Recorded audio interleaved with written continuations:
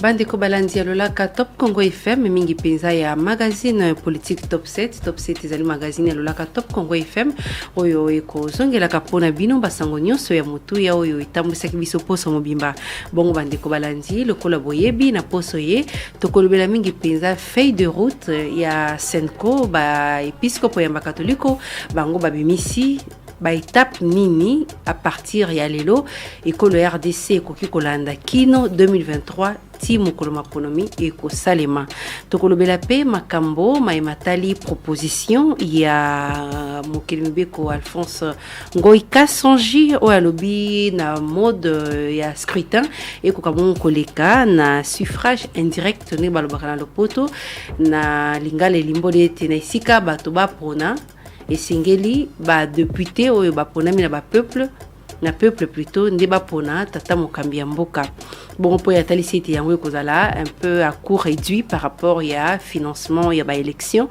oyo esengeli kosalema selon beaucoup de conseils ekolo na 2023 tokolobela pe formation et puis sortie à gouvernement ni ne banda ko bloqué na kasobolandi lelo idepes bazui ya bango bibonga mwambe bayi ensemble pe bazana bibonga na bango 5 plus vice primature moko na pe bazali lokola balie tisika wa ba tikaki PPRD FCC toyebi na note soki bakozwa motango boni tokolobela pe makambo matali mokanda ya ba évêque mingi penza ba pasteur ya SCC o balobi ete pona bango posa na bango ezali ete mokambi ya mboka kokana ine kopesa biyano po ya makambo itali bozangi bokengi na est ya ekolo RDC tokolobela pe bokesano ezali makambo itali vaccin couvre-feu na pe makambo matali mingi penza bokambi ya ngomba Kinshasa na boye bandeko balanzi lokola momesano nazali ngai mokote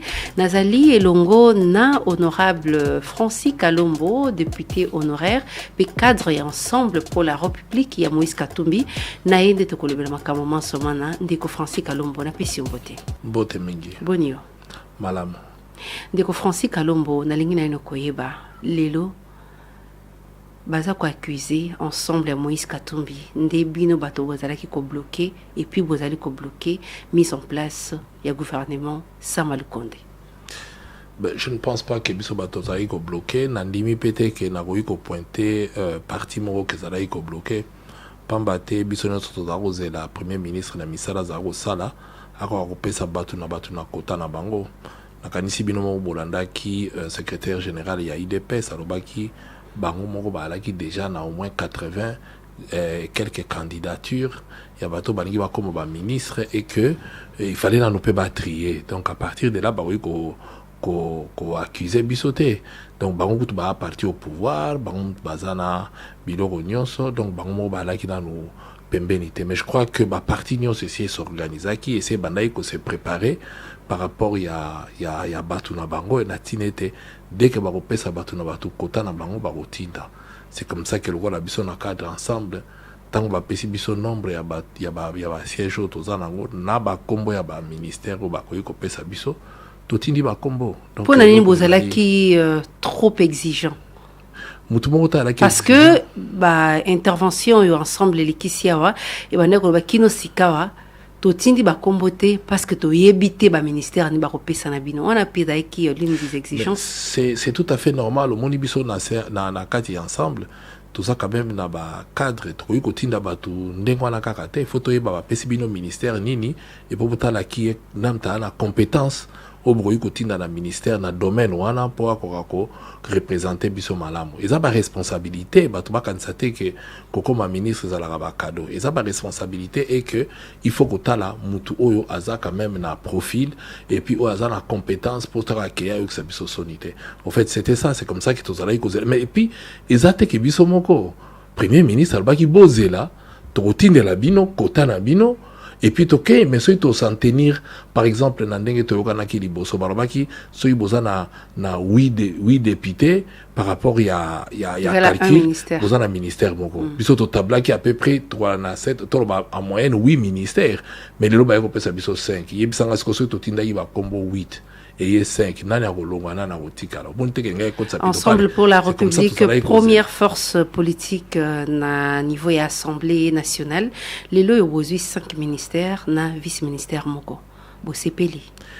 Biso eza question ya kotuna soki to sepeli ou to sepeli tete eloko moko te kozala na mutalo bana sepeli to na boyi ko sepela. Le problème c'est que les ba responsabilité, il faut que ba oyo biso to tindi kuna ba briller, ba la kisa de meilleur na bango pour ba yokisa biso solide.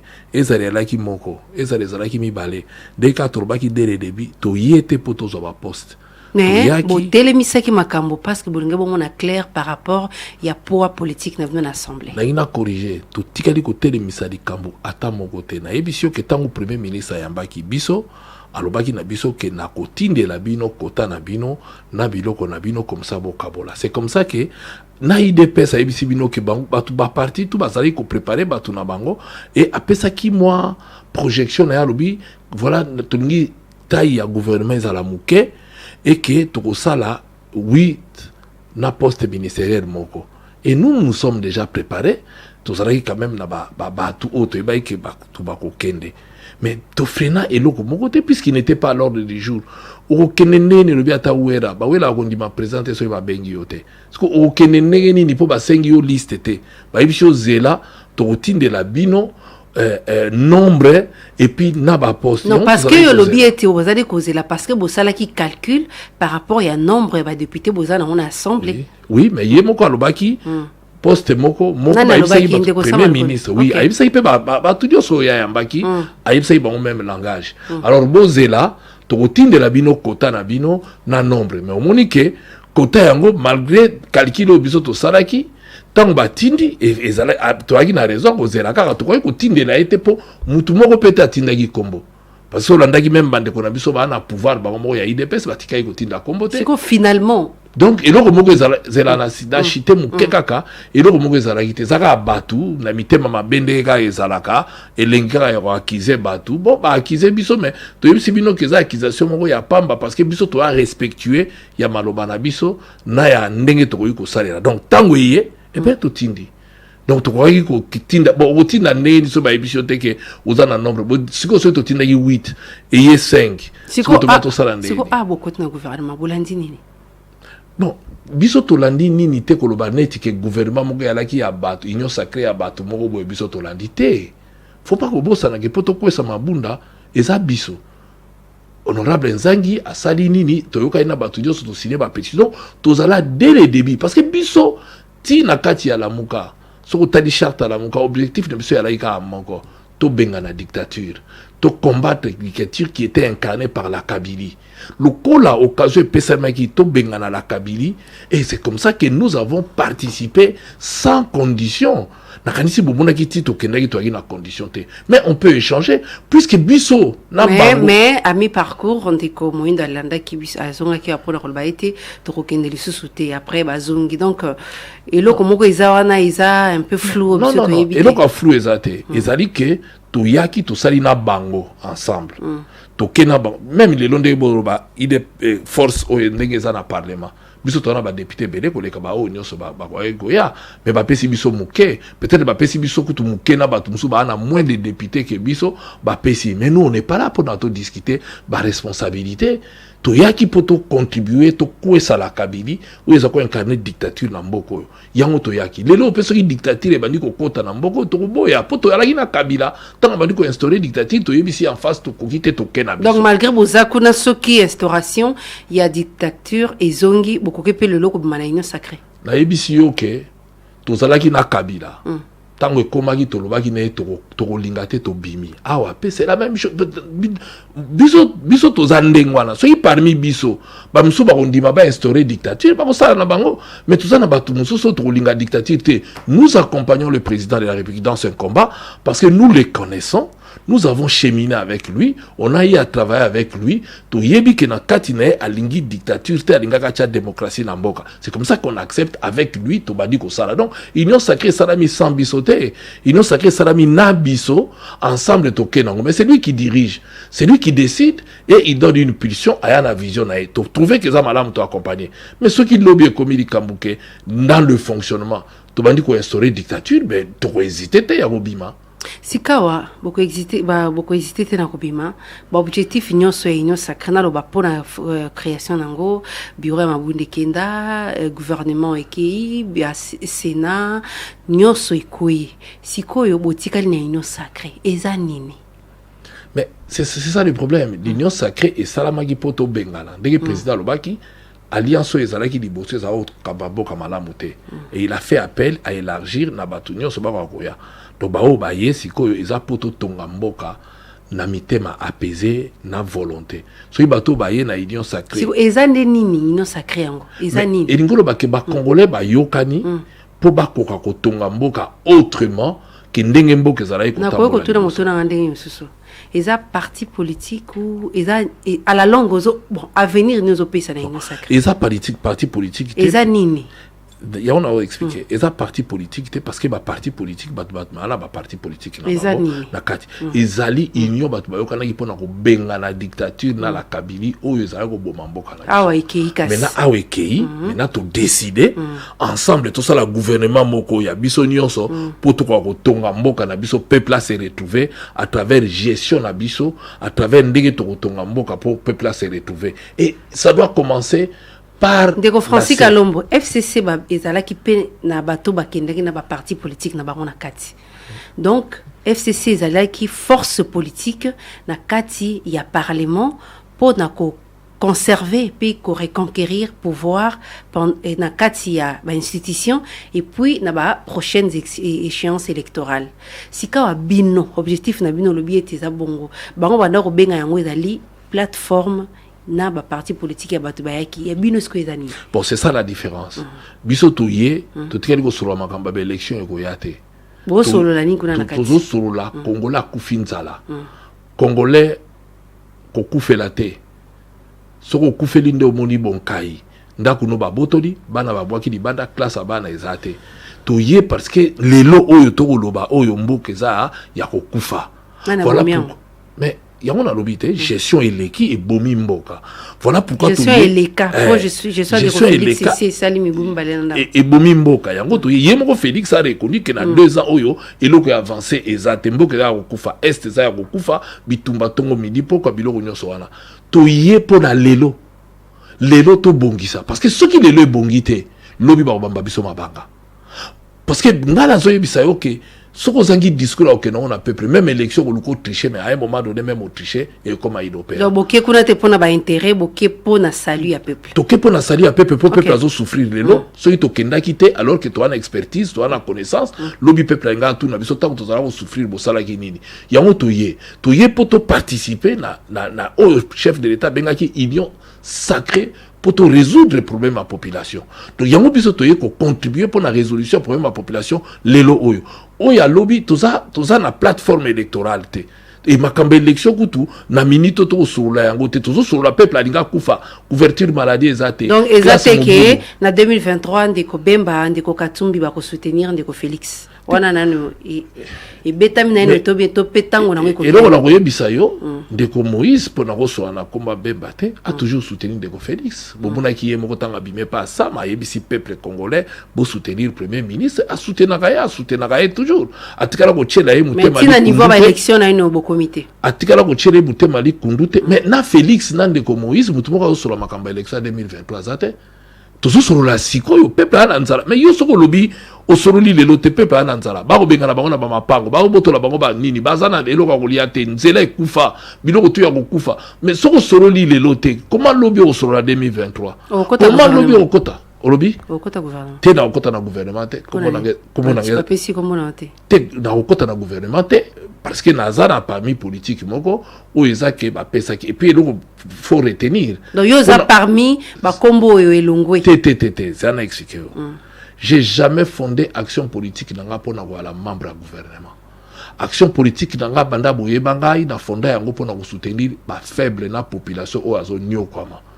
S'il faut le faire au gouvernement, oui. S'il faut le faire en dehors du gouvernement, oui. S'il faut le faire en étant au parlement, oui. Aujourd'hui, je suis en train de le faire en étant nulle part, ni au gouvernement, ni au parlement. Pour bamsou bakanisa ki ozaro salonga ata ozalaki na gouvernement. Peuple azo souffrir, toza poto aider population. Ba posteye oyo bakei Dieu merci est tombé à bango parce que pour na gouvernement il y a plusieurs biloko etona la géopolitique et makabebele. Donc aujourd'hui c'est ça. Moi, je ne suis pas sur la liste. Il y a pas membre du gouvernement, mais j'ai dit qu'on va servir le peuple et puis on a ensemble être au servir. Non pas il faut qu'on ait un gouvernement, mais il faut pas qu'on aille auprès de la population, qu'on servir la population autrement que tout ça. Je l'ai toujours fait. Ni nous koyano là na ba combattants baza ko s'afficher comme ba combattants ya UDPS oyo baza ko pointer du doigt lelo soki ndeko Moïse Katumbi soki lelo yo makambo simbité ndeko Moïse Katumbi kozongisa ye na exil ndeko Moïse Katumbi abosana te ye pas ali parmi bato bakambaki mboka plus de 10 ans na ndeko Kabila. Merci, mais ndeko Moïse Katumbi akambaki mboka oyo azana bilan. Bilan na ye, la preuve tanga ya kabayambaka on dirait Messi Azongi. Donc azana bilan na ye, aza fier ya bilan ya salaki, akoki ko témoigner ayiba mbonga mutu moko te awa au contraire tant que en exil on a eu le temps à ça un peu calcul il y a ma dépense Moïse à salaki pour na comme ça katanga ndenge salaki on a vu qu'il est allé au-delà parce que ba frais de mission biloko bela za osala na poche na ye ba carburant biloko bela. Donc ici on a affaire à quelqu'un qui aime son pays, qui aime la performance, qui aime eloko ko wa de malamu asape na ba défaut na ye comme batutu ya mokili ba na ba défaut to zanga kate mais niveau bazo finga ye za ko finga ya ofere parce que Moïse Katumbi surtout venant de Abatu ya IDPS, Moïse l'a toujours dit qu'il a toujours soutenu Félix. Il l'a toujours appuyé. Chaque fois qu'il y avait besoin, et il est là. Mais Babo Sanate, ce qui est l'autre commune à Union Sacrée, c'est notre participation au début. Ça a commencé avec nous. L'UDPS n'avait pas fait appel dans ma partie Moussoussouana. C'est avec nous. Battu ensemble que to banda qui peut to bengana mabunda. To banda qui peut to bengana premier ministre. To banda qui donc oh musu ba ye Holanda biso ta ba moni ba di ko Simba. Au départ, bah croyait quitter. Ceux qui bisent au départ, tu croyais quitter BDP, il dépasse bah fort Félix, a fort sur la terre au Kenemusika comment. Donc, eza ba kofinga beaucoup eza natina. Mon côté tu sais la responsable ya IDPS, hein, ba ko akoye bisa batuna bango que biso Moïse Katumbi a ennemi à Félix c'était.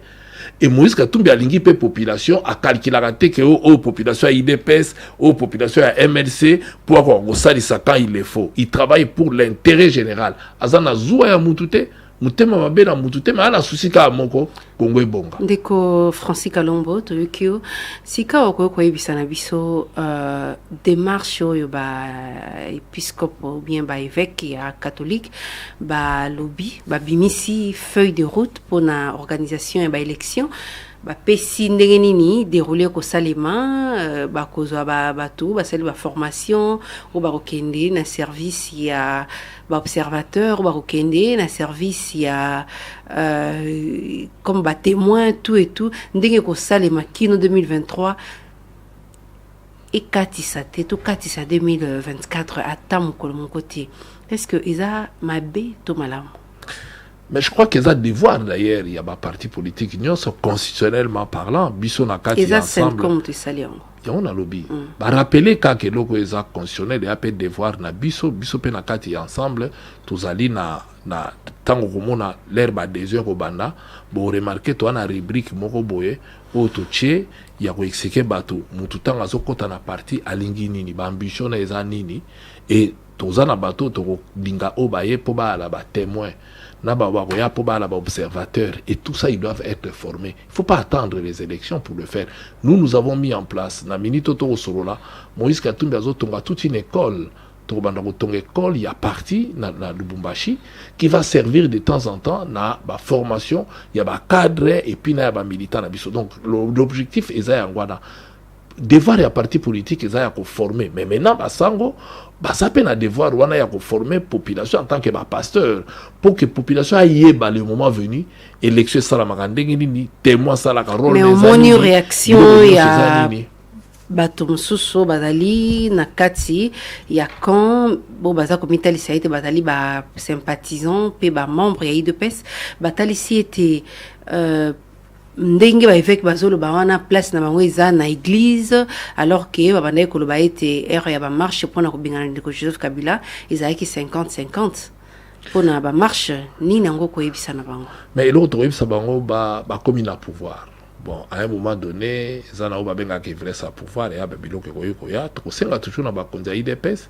ba ko kapé ko expliquer bango ngamo pe na landaki ba propos mususu automonique a bien été bon les dérapages ça peut arriver de part et d'autre mais c'est inadmissible.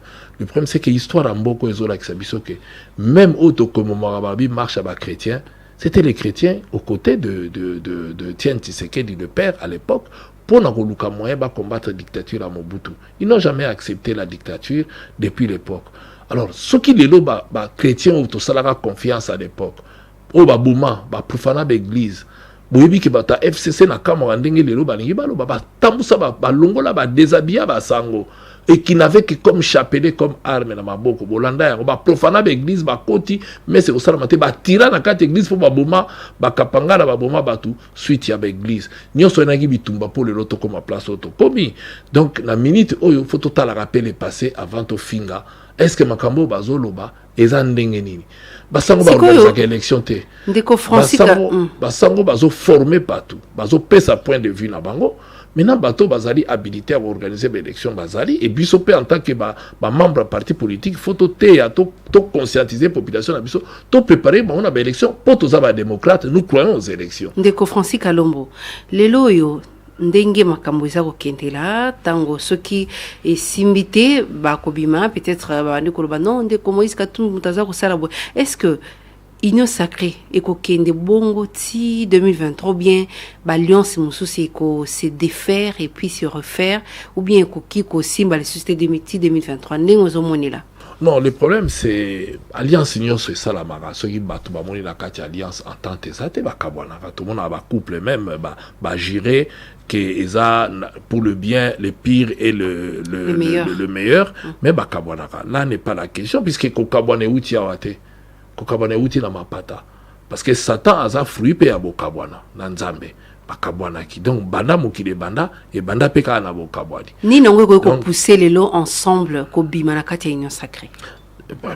On peut pas prévoir oyo ya lobi ngala za prophète te na yebi oyo ya lobi te mais l'objectif est de travailler ensemble tout cheminer ensemble pour l'intérêt général ya 2023 na lobi pour l'instant tout ça na mandaka moko te ti na 2023 tout ça na mandat moko ti na 2023 to mi pesa mandat mususu te ka boye sans zonga pa ya population donc tout ça na mandat oyo ti 2023 obiso to ndimi to cheminer c'est là où nous allons faire maintenant so to travailler malamu peuple a sepeli na biso amondi ke équipe ezo kene malamu apesi biso sous mandat mususu parce que c'est ça l'objectif de bien travailler aujourd'hui pour lobby peuple apesa biso mandat mususu to continuer mais so to travailler mabe peuple a obamba biso mabanga ba kobenga na biso sika okoyi koyebisa na biso lelo est-ce que bato oyo baza lelo koloba ete Moïse Katumbi aza na vision te aza na discours politique te bato balandaka ye parce que aza na mbongo eza ya solo mais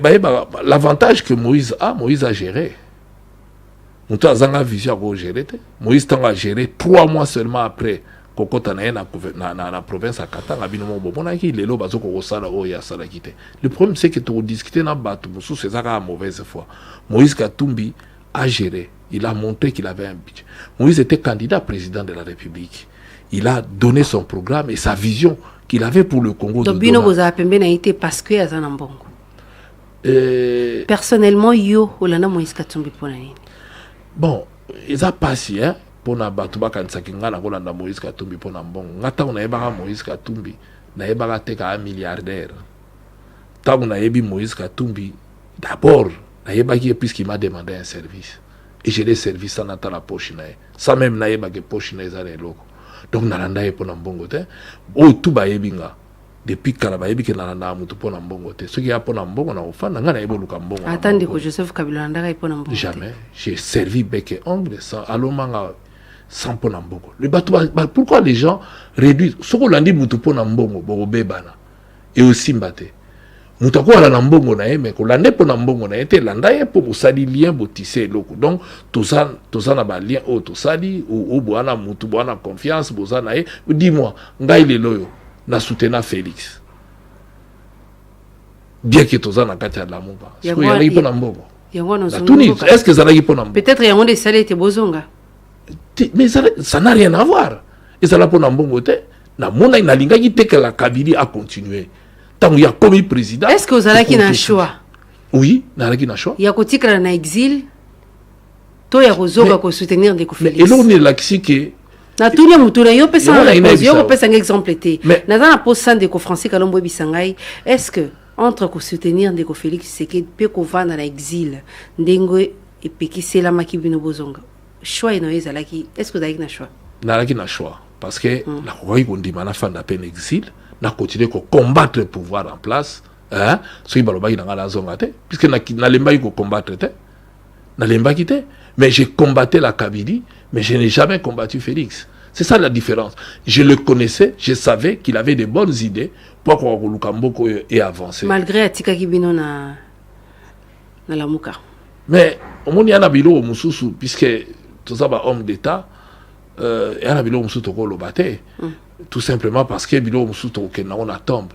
Mais tant que Félix a décidé qu'on kende, pas tout le monde a une vision. Mais n'a obligé d'expliquer bien le mot à quelqu'un pour tu peux pas comprendre. Bah témoin bah ali. Tolongo Moïse était très déçu tant que Félix allait quitter la Genève. Bah songi Bruxelles, songi Tofandi, tout le monde a Félix a retiré signature nae.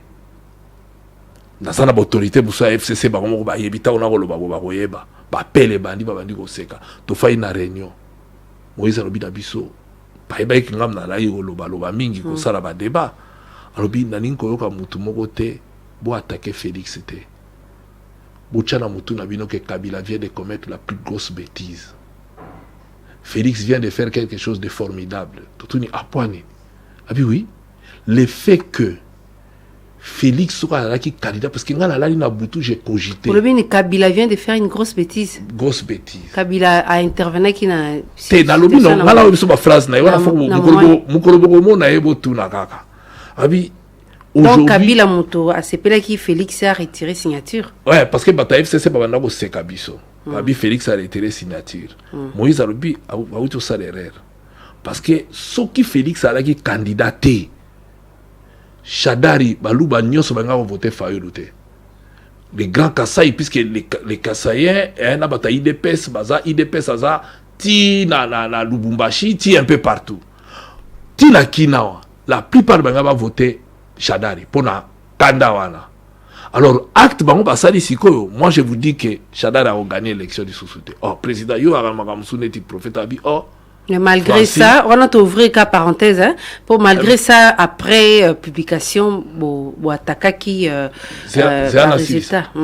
À l'objet que en ce moment-là, n'abata FCC ba benga inga na FCC on a mis des trop ça la bino politique, bon on a choisi puisque Chadari a otika la gagné té. Donc, si ça est place tout réserve, on va voir l'union se arrêter. Ça sera soit c'est Félix, soit c'est Fayoulou. Un des deux. Et la preuve, c'est un des deux qui est parti, Félix Aleki. Maintenant, question dans le tourner à la Guinée. Malgré ça, malgré jouissance, il y a des Moïse Katumbi après publication, pour attaquer qui résultat à CENI. Oui, mais le résultat à CENI, c'est tout à fait normal parce que tout le monde qui biso CENI va proclamer la résistance comme un habit qui n'a table en pleine télévision. C'est pas ça, c'est qui peut être bon. Mais nous, au fond de nous, nous avons félicité après la Cour constitutionnelle, puisqu'on devait attendre, puisque Martin a choisi d'aller à la Cour. Pour Nabiso, tout le monde qui est inutile. Et d'ailleurs, Moïse, argument numéro 1, mais il y a tout le monde qui est la Kabylie. Mais le la leki, vous mettez faire Nabiso plutôt que nous attaquer les sous. C'était ça la logique. Pour Nabiso, c'était la Kabylie qui était notre adversaire. Et pour Nabiso, il y a qui jamais égoïe à Félix, puisque Félix, on a cheminé avec lui. Des Francis Kalombo, les loyaux, oza ko soutenir des marches ya évêque to ki onongolobi eti bazali na makoki ya ko rappeler katango nyonso pouvoir en place que na ba sa phrase momo eza ko ko rappeler te eza devoir même ya biso ba parti politique to encadrer ba militant na biso to like sabango témoins à la ndenge nini observateur à sala ndenge nini il faut biso peto banda yango sikoyo et non to zela donc ezali trop tôt tene bazako batoza na 2021 ezala no trop tôt ko lobela ba élection lilo non mais au badango kan on former batuka pour tu wana batu bodi yo former faut banda ko former siko ba wana msuba former ba misusu na uti ko yebisa oke Moïse azo tonga école mobimba pour na ko former nini lelo ko yebisa na bato bazako loba ete ndeko Félix Tshisekedi abungisi 2 ans na kati ya mandat na ye. Donc tout banda ko compter à partir ya gouvernement au bino bokoti na kati ya Sama Lukonde. Président Félix abungisi 2 ans te. 2 ans de leki na gestion moko et salama qui bien te pour la population. Mais ça compté na kati ya mandat. Oui, mais on a zolo. Donc ça na mandat na donc abungisi on ça na mandat na. Mais c'est vrai que ça là qui préjudiciable pour na, mais c'était un choix.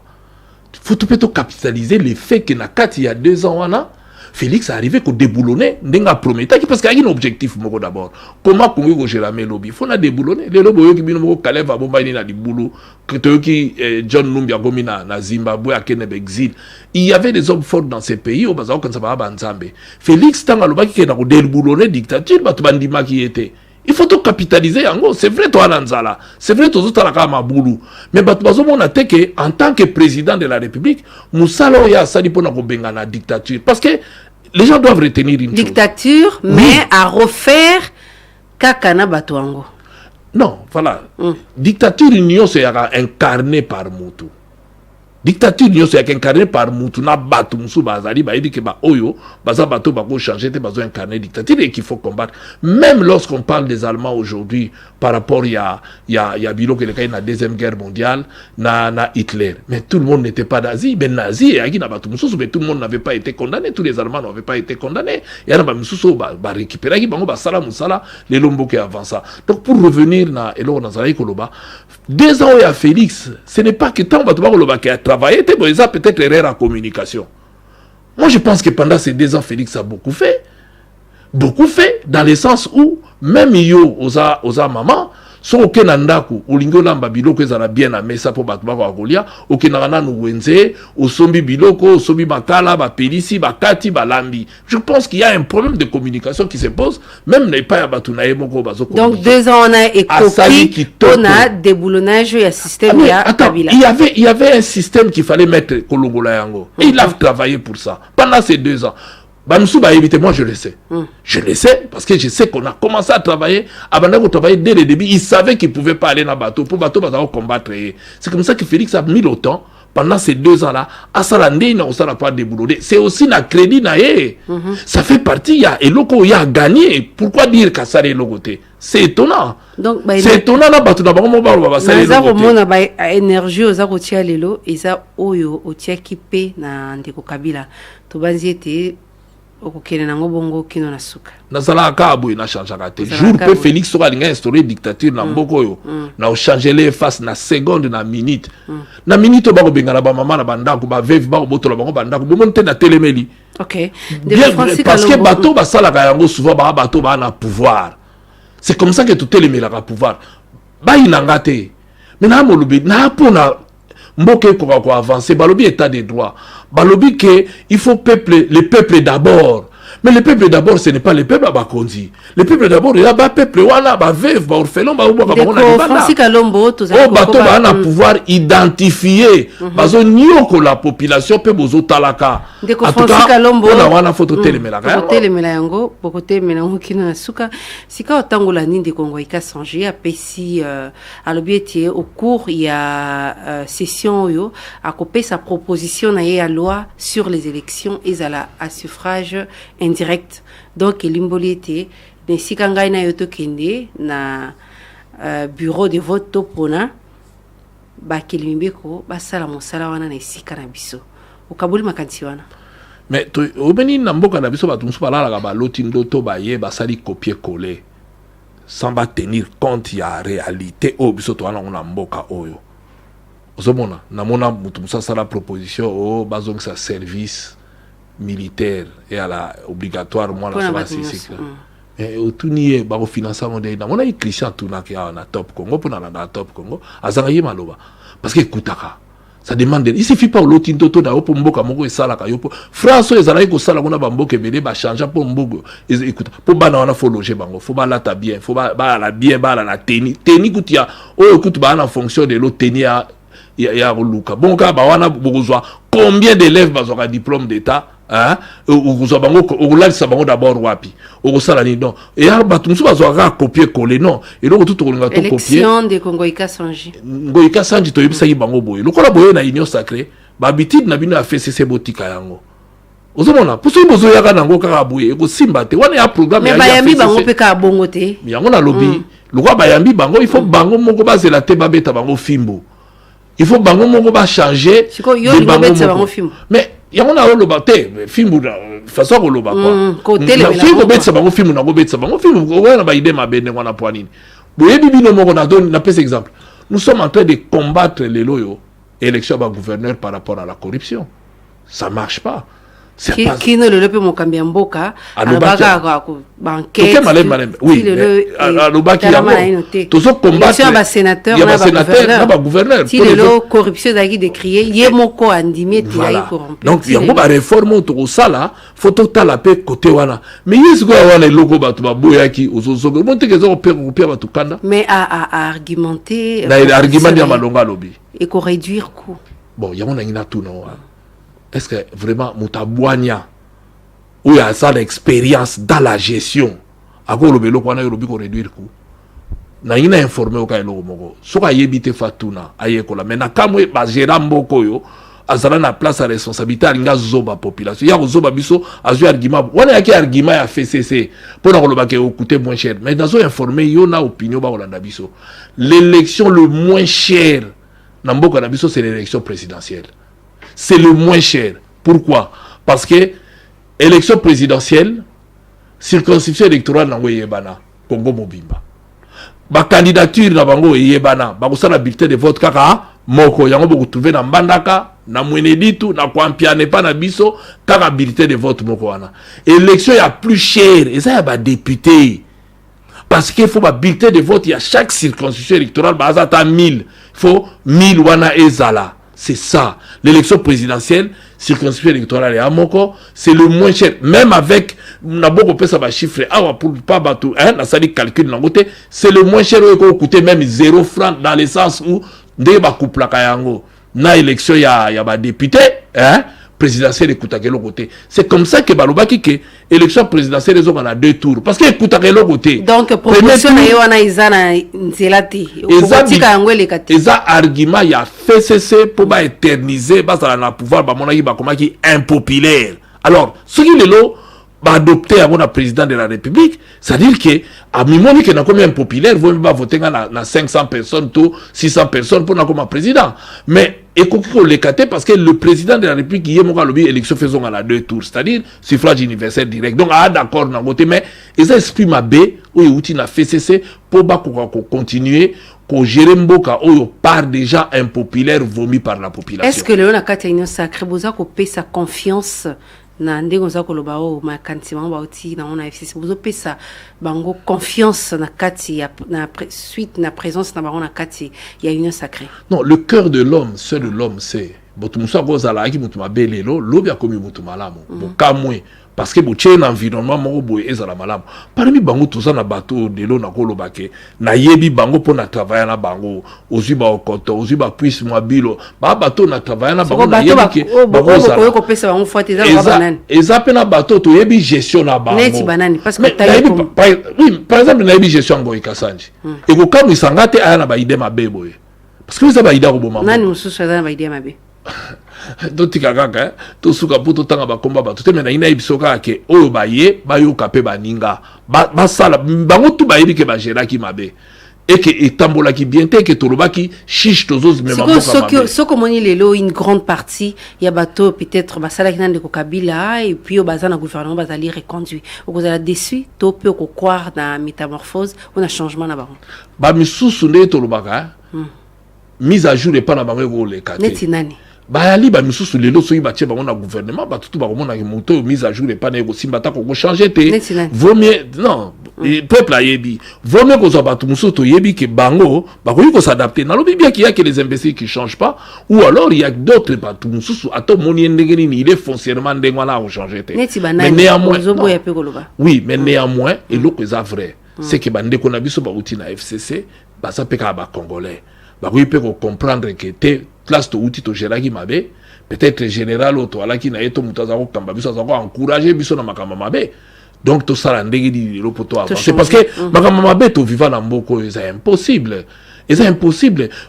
bino moko bomoni to lo bakana likaya ya chibe ya awa soda o ba olukisa a ba condamné à mort mais ba nommé ye ba baxé les grades pe ba tiki atambola na Lubumbashi nenga lingi lelo justice kangiye face à Babé il était condamné mais besoin de ces grades.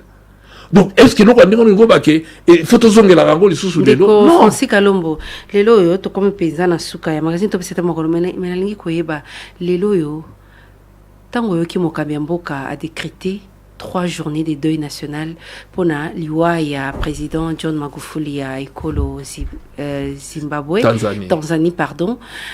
Et ça lié au président parce que bato baza ko kufa na est ndeko Félix Atikalate ou bien ça la kango souvent mais 3 jours ba drapeau ils allent berne donc et matate yo pe au CPL na yango to pe pour aller choquer le collabaye colère d'ici mosusu na ça choqué te mais le kana ko faire remarquer par rapport à Félix toi na bilo msupe to ko reprocher aza mutu azanga faute azate mais aza quand même parmi chefs de l'État où chaque fois que catastrophe ezalaka toni ni présentera quand même ba condoléances to ibi que il y a 3 jours au Kaboli c'est normal il y a 3 jours pour un africain ou alaki africain il y a biso akufi mais le batwa obosana quand on décrète deuil national batwa okenemisala batwa osala ba empêcher le mokote za à titre symbolique pour na ça bolingo to alaki na ona mboka wana mususu c'est ça la vraie diplomatie tout ça biso mokote ezala rappel réciprocité mais biso pétant to population a mingi choqué na acte de Félix a salité ya ko décréter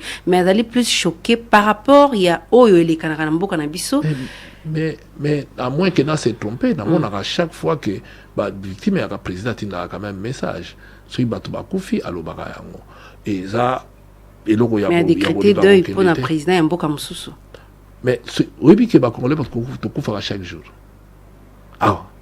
tous les jours na ba méfait na ba nini Kaboli aux allez pour décision ou contre non naza pour décision d'accord merci oyo ya ko décréter par rapport il y a un chef d'état qui est décédé tout le monde a rappelé même dans mboka na biso qui haute personnalité moko munene cardinal akufa ba décréter qui donc nous sommes dans une situation où il y a aussi une hiérarchisation dans le domaine nyonso. Un chef d'État Koufi, ils ont ndenge mokote na batubsude bakufaka mais deuil national. Il y a un chef d'État deuil national. Kilo koleka massacre sal marana beni. Mais deuil national où salamaka ya biso moko matanga salamaka toujours président témoignera toujours peut-être sera salité na ba misusu mais tout le monde a mingi na mona ba message à président chaque fois que soki catastrophe moko ya lito batu bakufi to boye na boye il y a toujours un message à chef de l'État. Donc président ya Tanzanie mais aza parfaité et ko ala mususu ta mususu a ebunga ki eto ndenge nini mais la plupart des cas quand il y a des situations président tout le monde a président au Kenya même na matanga o to liboso to zala ko président moko a kene matanga ya muto ya kufi. Je suis un Covid, couvre-feu, banzela, vignette, l'île banae, potosukisa. Mais, et donc, à Liboso, na gosenga, par rapport à la gestion, Covid ezali, ezoboma. Faut que nous mutema to lukato éradiquer yango pour basbenga ngonde babenya ba geste barrière. Donc ce qui geste barrière ezali, faut tout respecter geste barrière pour malade on est kende te muto na na kufelita ko comprendre ngote. Mais maintenant par rapport il y a ba vignette. Une chose est vraie, moi j'ai cet avantage à Osona Bakondi même il y a Villa Kinshasa il y a pas longtemps là qui na gouverneur na godem poyi surtout dans Makambo tout ça il na ya ba maman. Et c'est pas un truc dans Boka na biso. Ou tu es conscient ou tu même mutu so balingi di poto bongisa vilo e kosenga ka mbogo. Mbogo utaka na poche ba congolais. Mais et le congolais boya ko futer la ba vignette la ba taxe il y a impôt foncier. Ayi ba place kindakate. Je prends un exemple. Les lots sont aux ndako no baluaka yango oza na revenu babenga kali ya locatif et en a 20%. Soko ndako ya $100 $20 fait kende na tête de ville mais tout le monde triche. Na proposa bango godem poliso kazo landa na bi bo kitisa yango ata ndako ya $100 bafuta bina ata $2 oyo. Au mona ba tout ba kufuta $2 mais bandako ba location za combien na mboka oyo? Na $2 wana komona bato bakufute belé mboke kokote belé mbala moko mais bango balingi nini to attaquer kaka libanais to attaquer mokonzi mais bozo zo muke po bato ba muke donc so yibo fongo linzie import DGR kazo tambola na bandako o ndako a étage o bo futa boy non bacha monta moko forfaitaire par exemple par an congolais no so futa $10 et bandako eza boni combien bakozwa te na ville à Kinshasa donc ou to lingi mbongo ou tolingi eloko te, mais aussi peuple congolais boya kofuta te na répéter na yango nyonso. Il faut mona misalo ezosala na katanga po to pese exemple eleka na Congo to ke na ba Chine te. Tango Moïse misala bato bazala komona bato bazala kofuta. Yango na to kosenga na bango awa misala coup de chapeau na gouverneur. Tout le monde est lingué c'est salami. Tout le monde est banzele belé zo salama. Tout le monde est président outi ko lancer nzela. Tout le monde ba place belé. C'est ça ce qu'on le veut. Peuple a au moins boté à bango bobi. Bon monde banzele tozo lancer. Ils ont ba mbongo yo bozo futa. À ce moment-là, côté à megozala batu ba okende. To ligi gouverneur azala na ba moyen ko utaka na biso ba population to futa. Donc il faut que transparence ezala. Soy transparence ezali peuple congolais ko boyate. Soy transparence yate nde place tchaka pito pale, nde place boyaka. Nde mo choloba banzela vignette batu ba futa ba ibsaka bango tongo mini poko vignette ya pona ko bongsa banzela même temps akimuta même banzela ezala kite. Mais lelo ngo ba moni banzela ezo salama. Kimbuta oui banzele salama pour batonga so combien de kilomètres na Kinshasa. Francis Kalombo na kondole tozali cadre ensemble pour la République et Moïse Katumbi pozali moko kati ya bakenimbe ko ya kala ya ekolo RDC totoni botondi ni nzima iko ya lolambela magazine top 7 ya mokolo malelo. Botondi mingi pour l'invitation. Bandeko balandi ya lolaka top Congo FM awande to sukisima naka ya lolaka top 7 ya mokolo malelo na kondole tenamba kindeko Francis Kalombo boko bako komela biso na page Facebook top 7 top Congo FM na zela ya YouTube bongo po sezali koya nde tokutani elongo na moi politique mosusu kimya boboto omboka bino.